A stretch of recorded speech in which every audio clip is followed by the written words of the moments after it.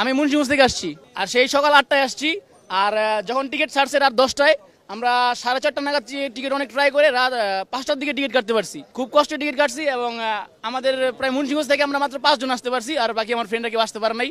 So আমরা খুব খুশি এখানে আসতে পেরে, আর আশা রাখতে পারছি যে বাংলাদেশ। আমি চাচ্ছি যে আজকে হামজা যথেষ্ট পরিমাণ ভালো খেলবে এবং আমাদের দলটাকে সে জিতে আর আমাদের এই যে এশিয়ার বাছাই পর্ব আমরা 1 নম্বর চলে যাবো ইনশাল্লাহ।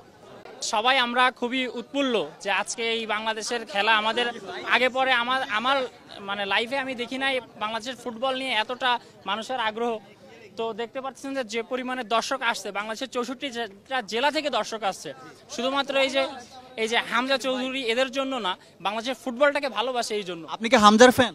আমি অবশ্যই হামজার ফ্যান। হামজা একজন বড় মাপের প্লেয়ার, আমি তার খুবই ভক্ত। আপনার এই স্টাইল কি হামজার জন্য? হ্যাঁ, সেটা বলতে পারেন হামজার জন্য। আগে থেকে ছিল নাকি হামজা থেকে অনুপ্রেরিত? না, হামজা আসার পরে আমি তার থেকে এই স্টাইলটা নিয়েছি। হামজার কাছ থেকে প্রত্যাশা যে আজকে আমরা যে করে হোক আমাদের আজকের ম্যাচটা আমরা উইন চাই। হার জিত উপর আল্লাহর হাতে, কিন্তু আমরা চাই যে তাদের কাছ থেকে যে আমরা যেন আজকের ম্যাচটা জিতে আমরা দেখাই দিতে চাই যে আমরা বাংলাদেশ অনেক কিছু পারি। আপনাকে যখন এখন মানুষজন দেখে তখন কি নামে ডাকে? আমাকে হামজা বলেই ডাকে। Hamza light bomb? না, আমাকে বলে অনেকে অনেক কিছু বলে, হামজা ফ্রম দারাজ, হামজা ফ্রম গুলিস্তান, অনেকে অনেক কিছুই বলে। আমি কিছু মনে করি না, যেহেতু হামজা একটা মনে করেন বড় মাপের প্লেয়ার, তার সাথে আমাকে তুলনা করা মানে হচ্ছে কি অনেক কিছু। আজকে আমি কালকে রাতে স্বপ্ন দেখছি আজকে হামজা গোল দিবে 3টা।